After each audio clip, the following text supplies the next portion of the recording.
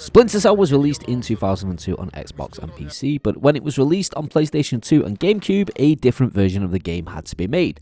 Which version did you play? Let me know down in the comments. In this series, I go through all the differences between the two versions level by level. In this video, we will take a look at Level 3 Defense Ministry. If you like this video, hit the like button and consider subscribing, and let me know if I miss anything down in the comments. This mission is set in Tbilisi, Georgia, and sees Sam infiltrate the Georgian Defense Ministry to listen to a meeting between a Russian mercenary and Canadian hacker Philip Mass. The time cards and loading screen are the same on both the Xbox and PlayStation 2 version of the game, taking place at 11:01 PM on October 16th, 2004. As soon as the level starts, there's instantly two differences. On the Xbox version, there's two ways to enter the building. The first is rappelling down the side of the building and into the open window, and the second is to drop off the side, crawl down a pipe, and onto a balcony and through a door. In the PlayStation 2 version, they've put chimneys in place and an invisible wall, making it almost impossible to jump over and crawl down the pipe. It's strange because on the outside of the building, the door appears to still be there, but when you go inside, it's not there, and it doesn't match the outside of the building. Another difference is that the lasers in the courtyard itself can be seen using your night vision in the Xbox version, but on the PlayStation 2 version, you cannot see them. When you enter the first room, there are a lot of differences already. The first being the drywall in between the bookshelves, which I think is there to make the level a lot easier, as in the Xbox version, the guard can see through the bookcase, which makes it much more difficult to navigate through this room. The most obvious change is the camera and door placement in the room, with the PlayStation 2 version being directly facing the bookshelf and making it a bit more difficult to navigate unless you shoot out the camera. Both versions have the same guard patrolling as you enter the room to take care of.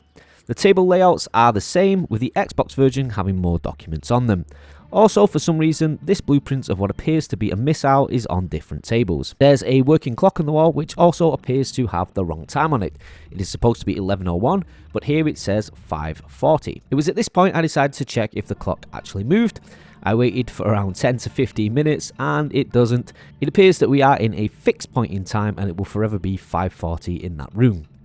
There's also a bunch of pictures on the wall in the Xbox version, the centerpiece being this lovely picture of the Georgian president, which we will see a lot of going forward. I love how they double up the photos here and how all of them are of war vehicles. We've got this submarine, an aircraft carrier, and a tank. In the PlayStation 2 version, the pictures are more spread out, which is actually a bit more realistic than someone putting up two pictures of the same aircraft carrier on the same wall. Both versions have this model fighter jet, and one of the other things the Xbox version has is this coffee machine, and it also highlights one of the things that really blew my mind back in the day: shootable objects. As we can see, when I shoot this coffee machine, the glass itself does explode. The final difference in this room actually adds more to the PlayStation 2 version, with this hallway being added because of the door change. This doesn't make any sense to me, as the following corridor is mostly the same, which we'll get to shortly. But it's the first time that the PlayStation 2 version actually has more content added. And if I was to interview the developers at Ubisoft Shanghai, this would be one of the first questions I have.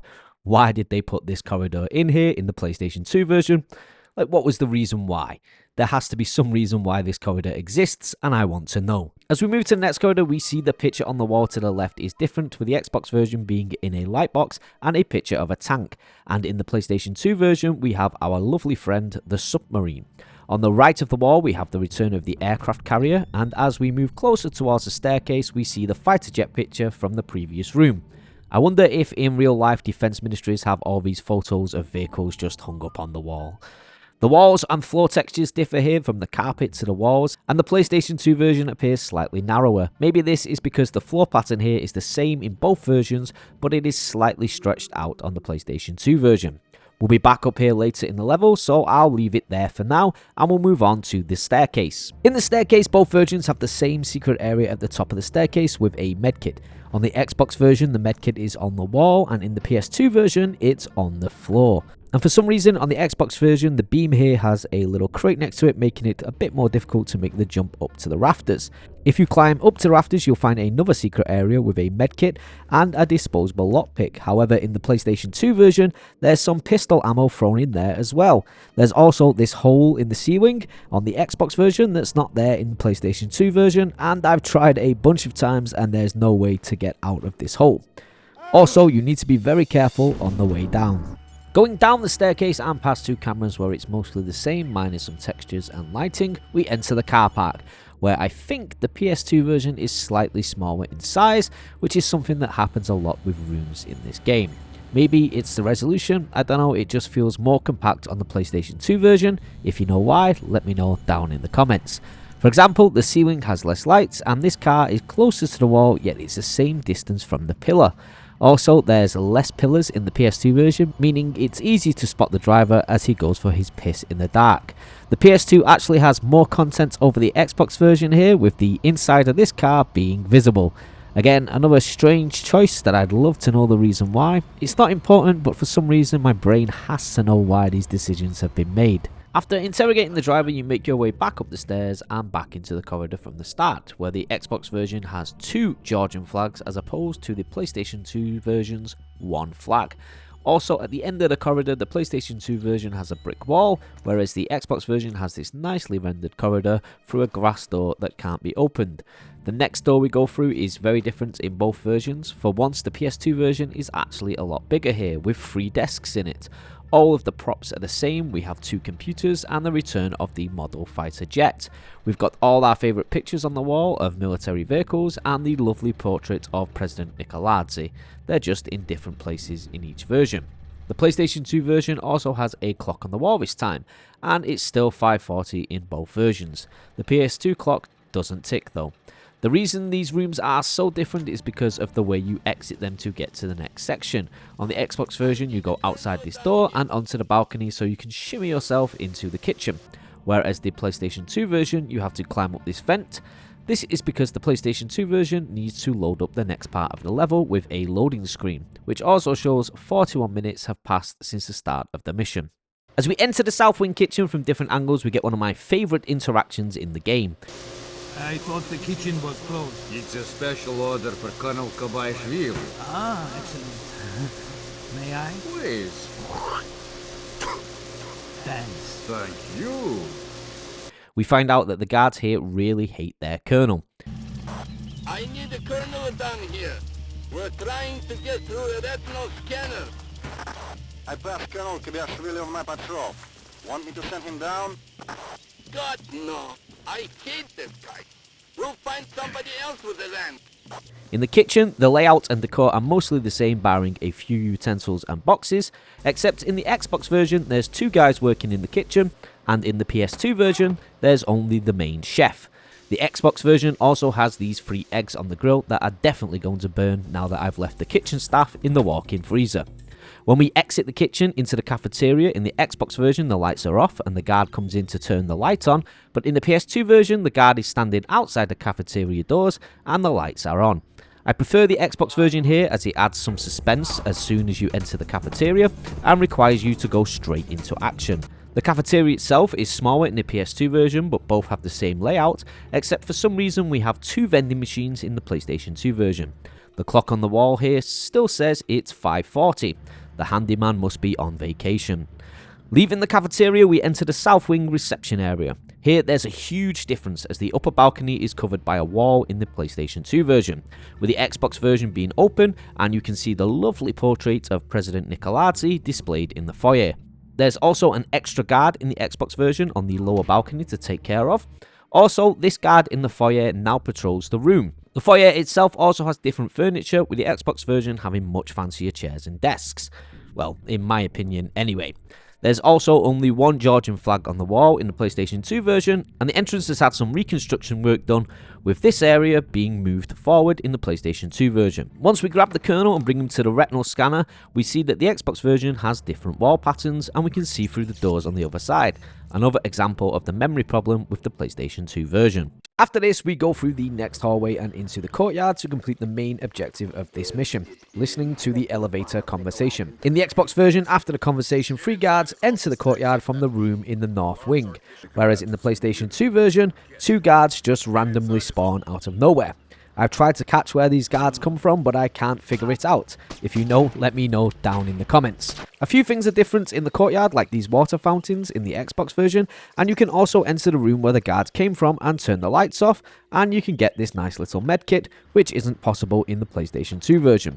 The last difference in this courtyard is the way we exit to the next section. You climb this fence, which is smaller in the PlayStation 2 version, but on the Xbox version you can clearly see that the window is open and you can actually climb through it before reaching the loading screen. Whereas in the PlayStation 2 version you can't see the open window and it's less obvious where you have to go.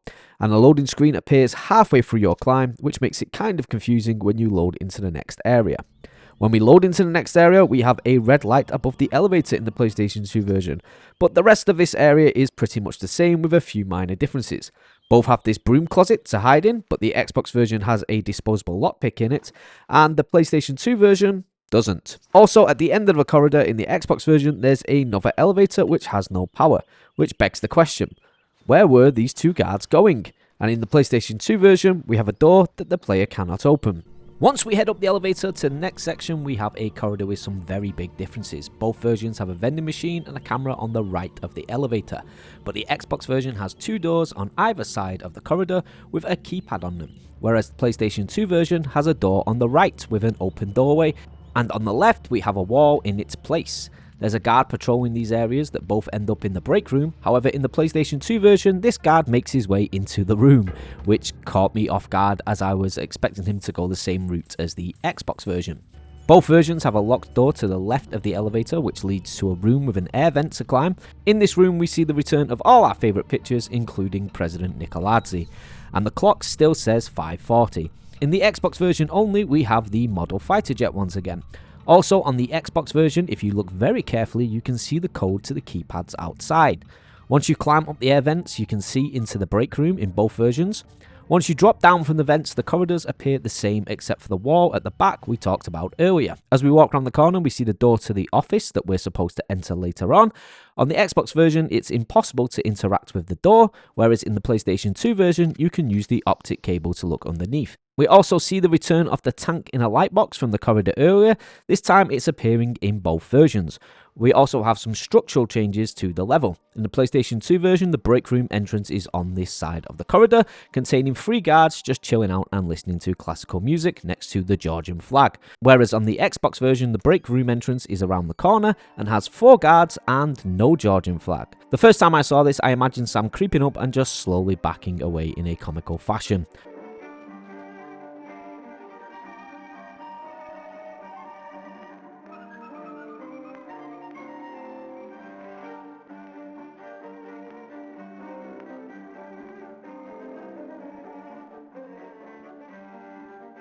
Moving back to where we're supposed to go to complete the mission, the broom closet has a medkit on the wall in both versions, which means they can put medkits on the wall in the PlayStation 2 version, so I don't know why they've been on the floor so much. Also, the Xbox version here has more things on the shelf. As we head up the ladder and onto the roof, we can see the Xbox version has the beautiful skylights that I forgot to mention earlier, and a lovely gravel texture. The PlayStation 2 version is smokier and has this kind of Batman Begins look to it. Oh, and the skylights don't break. I tested it. In both versions, you rappel down to break into the office. This is where the PlayStation 2 version is actually superior. In the PlayStation 2 version, the guard is sat at his desk directly in front of where you rappel down, meaning you can do this cool action sequence where you break the window and snatch the guard up. Identify yourself. In the Xbox version, the guard stays in the right side of the room, making it not as cool to break through and more difficult to pull off a cool shot, so I just do this.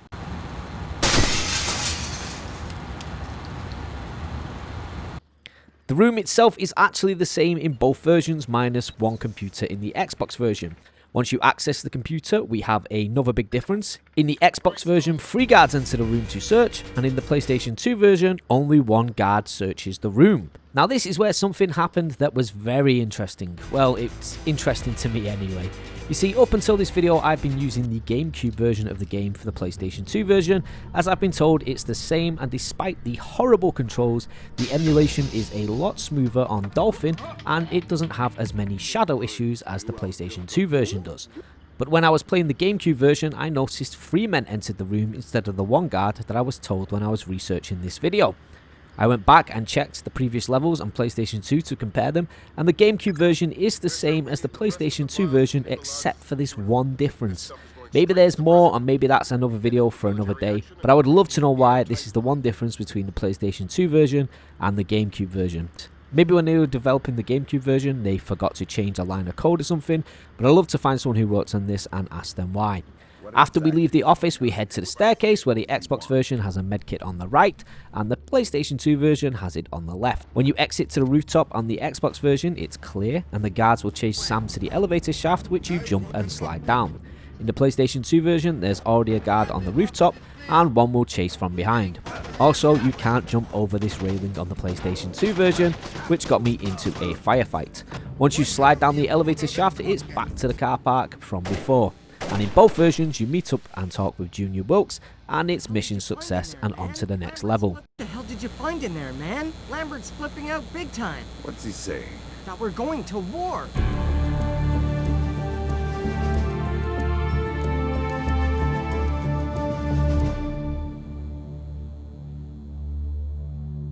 And that's it, thank you for watching. As always, there was a lot of detail in this video and I was once again surprised by the amount of differences between the two versions.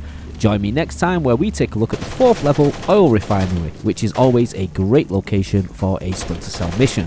If you like this video then hit the like button, consider subscribing, and thanks for still being here, you are awesome.